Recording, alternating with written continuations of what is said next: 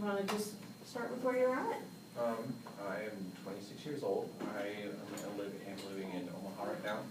I am an advisor for all the exhibits at the museum, so that's kind of cool, you know, I guess. I feel like history. If not, then I guess it's not my problem. I guess, how much do you really want me to say right now? Yeah, just tell me what brings you in today.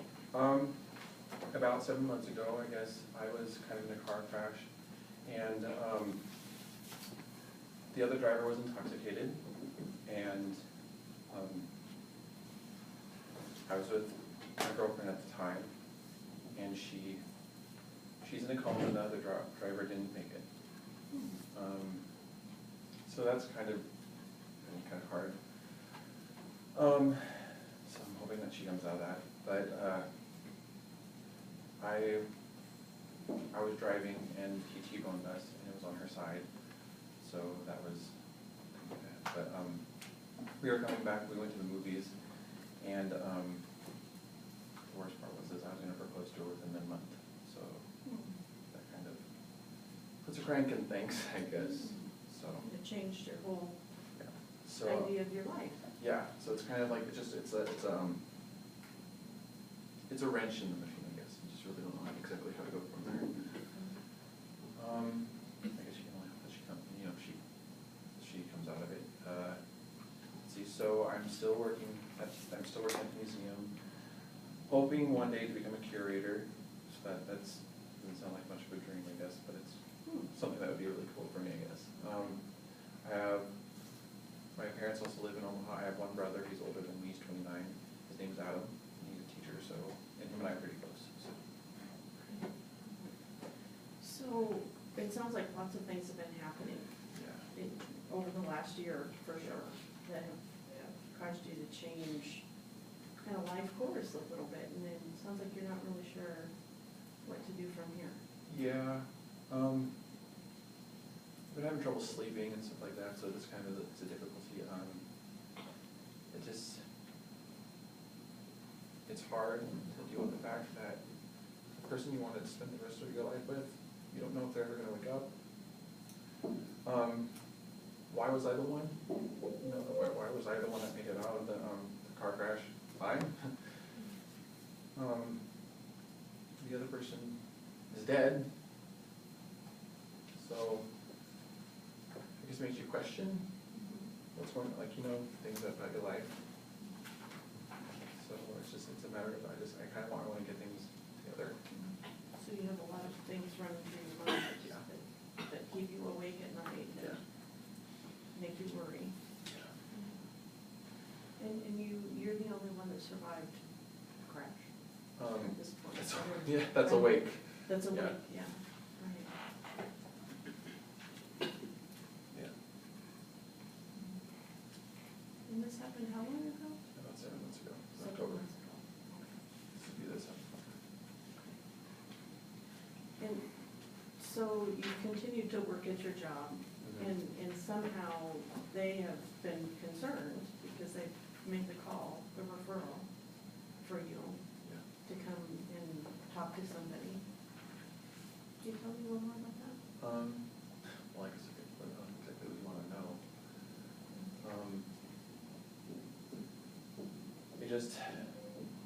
I went into history because I enjoyed it, and now it's like, I go to work, it's another job. I don't really enjoy my job anymore. I always got grades, so that was great, because it was my passion, and I always wanted to do that. Now I'm struggling to even wake up to go to work. I mean, I miss shifts, I'll admit that, I guess, but it's just, when I'm there, I don't want to be around them. I don't want to be around people. I don't want to deal with anything. So when I have the opportunity to do the exhibits, I just kind of go behind them and do the stuff behind, so I don't have to interact with people. So I don't have to deal with them. Right. So they've noticed a change in you, that you're not as timely as you used to be to come to work, that you're kind of behind the scenes rather than being out in front like you used to be, and they're worried about you a little bit. Yeah, that basically sums it up. That sums it up. And it seems like you're real worried about you. Yeah. I know that it kind of gets to the point where there's, when you can't sleep, it causes problems. And I miss having like a full night's rest, being able to sleep well. I wanna get over it, and it's just like, there's moments that you just can't get over. I mean, you sit there and it's just like the headlights, everything, it's there. I don't wanna drive. I don't wanna ever sit, I don't wanna drive. I had to have him drive me here. I won't drive. Okay. And it's like being in the car just kind of bothers me. It's just being around it, and I guess it's public transportation in general. I don't want to do it. So I'd rather walk. So day-to-day life is a little different because you are not driving your car, Right. and you get really nervous. Right. Or anxious about Yeah. being around cars. Yeah. Just I'm uncomfortable. I don't feel safe in them. I don't feel. There's this much metal between you and that and the outside. That's not enough. Okay. That's not enough. That anything can keep. Yeah. So you have thought about what could happen when you're Yeah. in the car? Yeah. I mean, you're not technically safe.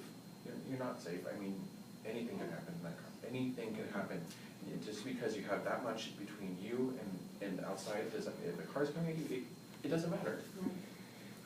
They're supposed to be safe, and they're not. Cars are supposed to be safe, Yeah, and they're not safe. and they're not safe. It kind of makes you a little angry. Yeah, I mean, it's Yeah. like you're spending all this money on these cars. And they're like, oh, we put the best safety things in here to save your life, and it doesn't work. It doesn't matter. It doesn't save, like, I have 2 examples right now in my life that are perfect examples of why they don't do anything. Exactly. So you're not gonna put your trust in these cars No. anymore? No, why? Like, why would you? Yeah. Your own 2 feet's good enough to get around. Right. Yeah. I can control where I'm going with my feet. Right. I can tell even thinking about it or talking about it's making me kind of angry. Right. So, life has changed in really big ways for you. Yeah. I mean, your girlfriend is in a coma, and you were gonna propose. Yeah. So that, you were looking forward to that. Now you're wondering if she's gonna make it. Well, it's like, in that aspect, it's like, what if they don't make up? What if she doesn't make up? Right. What are you gonna do? Do you move on? I mean, this is the person I wanted to spend the rest of my life with. Mhm. I mean,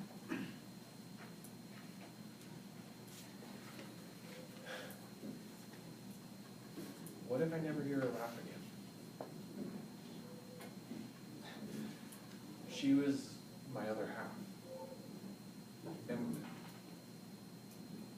there are very few times that you can find someone that you can just envision spending the rest of your life with. And now I might not get that chance.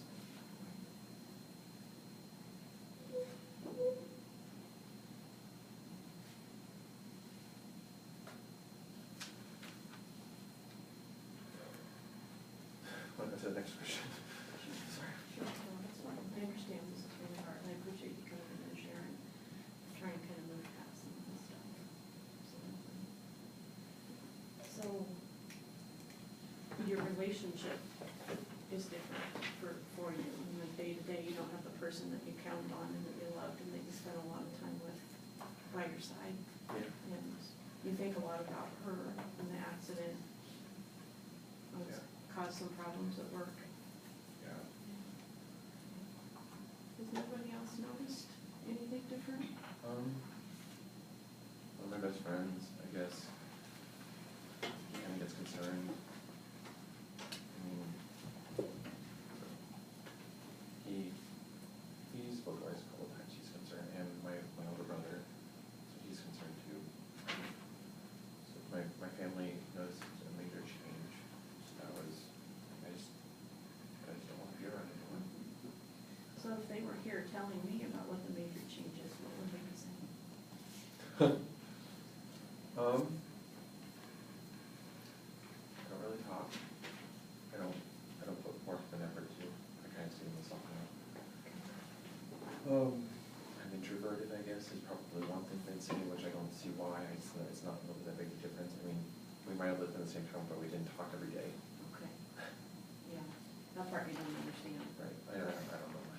So, it's like, I mean, I'm an adult, they're an adult, we both live different lives, so what, we're not gonna talk every day. Okay. Seems like they're expecting more out of you. Right, right. They're always asking questions, and they're always like trying to get me to talk and stuff. It's like, but if I wanna talk, I'm gonna talk, but I don't wanna talk, Right. so, You'd rather deal with this on your own. yeah. They say that they understand, but they don't understand. They're not gonna understand. My mom and dad are married. Mm-hmm. This has never happened to them. They don't know. They don't understand how this feels. My brother doesn't understand how it feels. And neither does my best friend. So why bother trying to explain this if they will never understand how I feel? Mm-hmm. And you're just getting tired of them always Yeah. asking. Yeah, it's like, just let me be for a while. Mm-hmm. So they would say you're not talking about that they're worried about that, you're more introverted. What else might they say has changed? Life habits probably, I guess. Didn't say life happens. Habits. Oh, habits. Yeah, habits. Okay, your habits have changed. Yeah. I'm kind of, I guess, the kind of people I hang around with. Okay. So there's some different people you're hanging around with. Yeah. Yeah. And that bothers them, and you're not so sure you want to talk about it. I don't see why. I mean, again, if it's my life, I'm gonna live my life. They don't need to always butt in. Okay. They can't always control it. They're not always gonna be there. Okay. No one's ever guaranteed to be there for you in your entire life. Yeah. It certainly seems to kind of be what you're dealing with, that a lot of change, and it's different now. People aren't the same as they were, Yeah. especially your girlfriend. Yeah. So, David, can you tell me just a little bit about, you had this car accident, and you were the one that survived, and your girlfriend's in a coma, not really knowing how she's gonna do. Yeah. Did you have any medical issues or problems around that? Did you get hurt at all in the accident? I came out with very minor scratches and bruises. I mean, it got to the point, like, I had, since they T-boned me on the side, I mean, I got really severe whiplash. Mm. So I really don't do anything quick, I guess. I mean, I used to go and I would run, I would swim and stuff like that, but it's just, I don't really want to do it. I don't have an ambition to do it anymore. Okay. So I don't really care about that. And sometimes it kind of gives me pain just to even do that. I mean, my right arm, I really want to go like anything. I can go here. I've been going to physical therapy about it, and I've missed a few sessions, but. You've probably missed a few Yeah. sessions? Okay. That's not a big deal. Not a big deal. But your arm, you can't move it? I can, it's just, it's still uncomfortable, so it's like trying to swim and the help to kind of sucks. So overall, out of the car accident, health-wise, you didn't have any broken bones Not or really. anything like that? Okay. And that just kind of surprises me. That surprises you? Yeah. Because of 3 people, one's dead, one's in a coma, and I'm perfectly fine. You don't know how to make sense of that? So,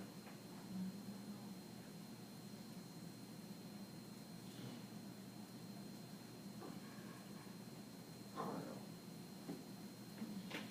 I'm wondering if that's part of why you might be here. Sure. Sure. Could be. It could be that we could make some sense out of it. Yeah.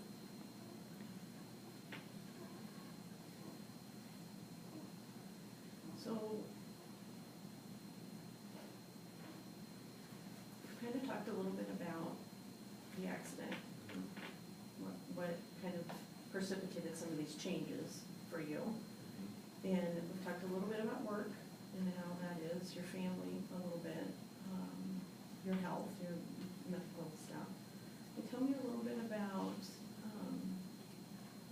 you mentioned that you had a degree and you got good grades before. So, anything else around work or school that would be important for us to know? I guess if you don't say anything, I guess really that sucks. I think people just say, my employer has said that I've been smelling like pot a couple times. It's not that big of a deal though. Okay. It's only been a couple times. Okay, all right, so a couple of times you come in smelling like pot and they have talked to you about that? Yeah, it's like, sure, I hang out with people that do it, so like. So you hang around with people who do it, and those are the people that your parents Yeah, are wanting to talk about? Yeah, and you're not? exactly, they just said that they're not sure about them. Okay. So tell me your idea about them. They're there for me, I mean, they help me chill out, stuff like that. Okay. So they help you chill out? Well, with some assistance, but yeah. So they're the only people you feel comfortable around?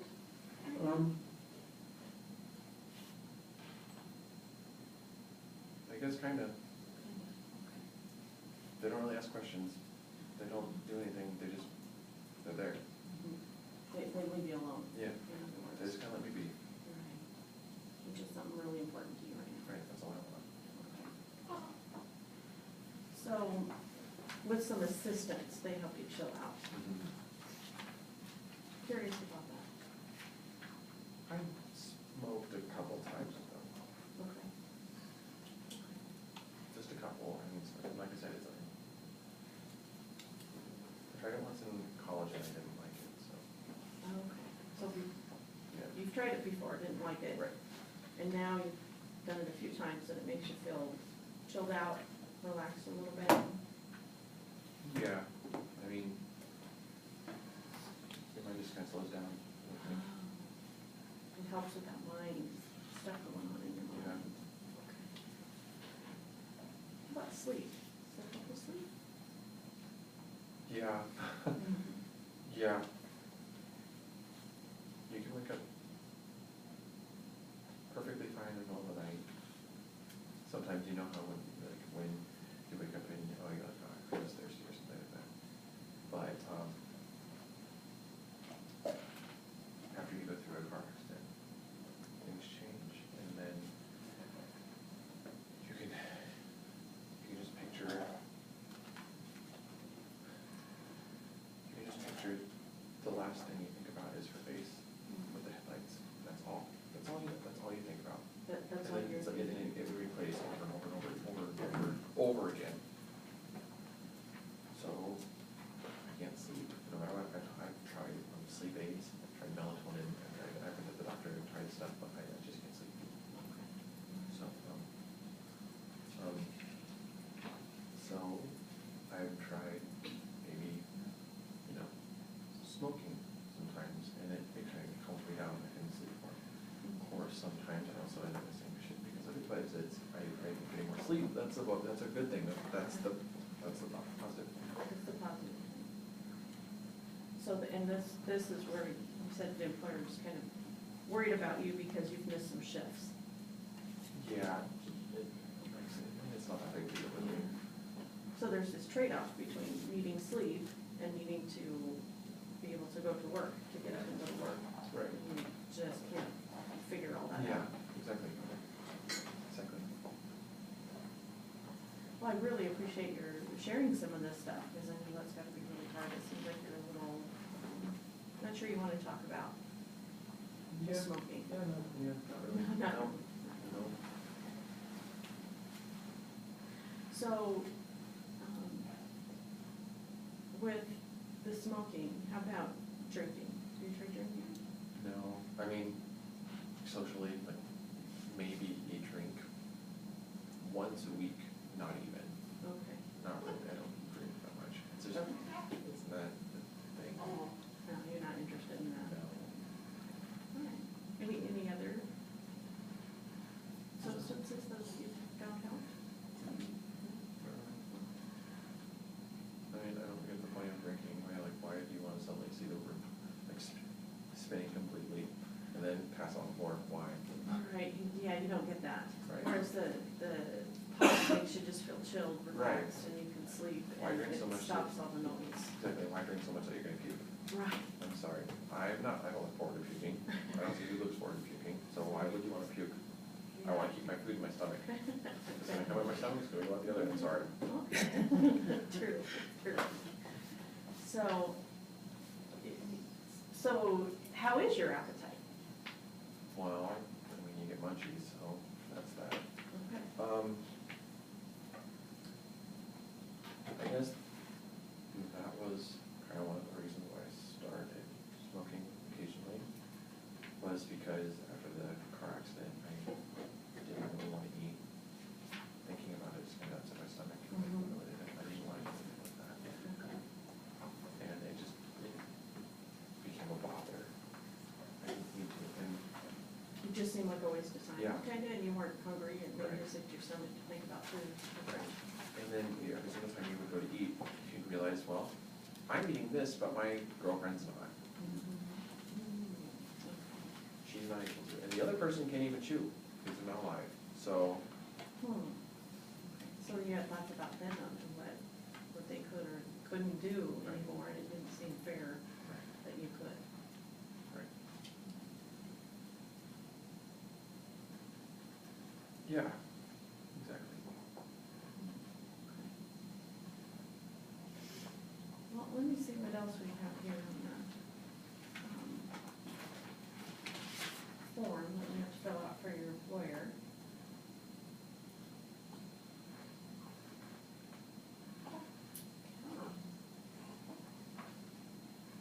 So, David, is there anything else that you feel is really important to share during your time together? I guess I thought you were gonna be asking all the questions.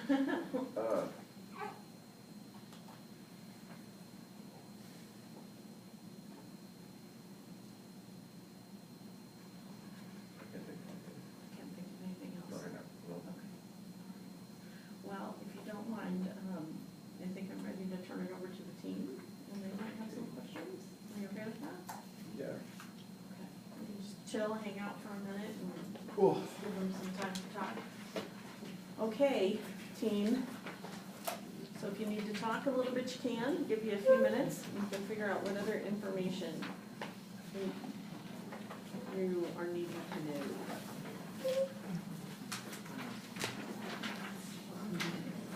How are we doing? Do you need it still rolling? Do you want it still rolling?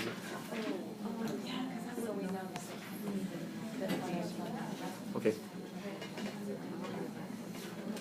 Or if it started when it's after the class, right? Yeah. So like Ryan, he went with that.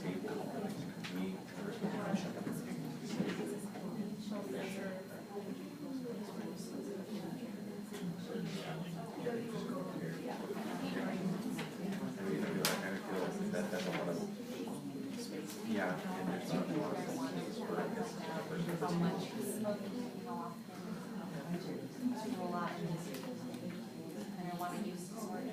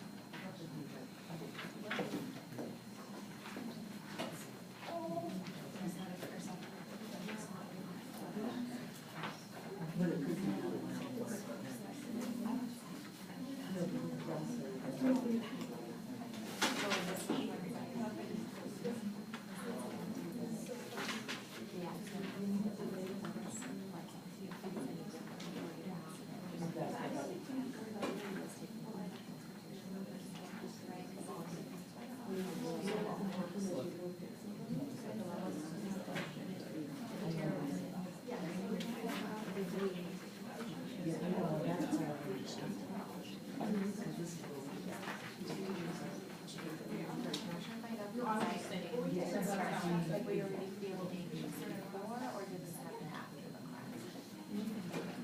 Yeah.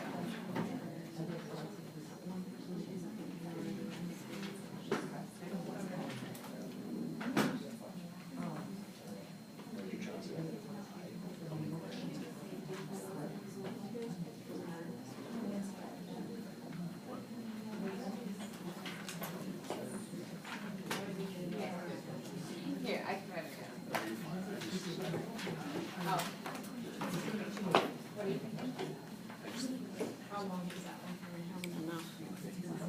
It's at 25 minutes.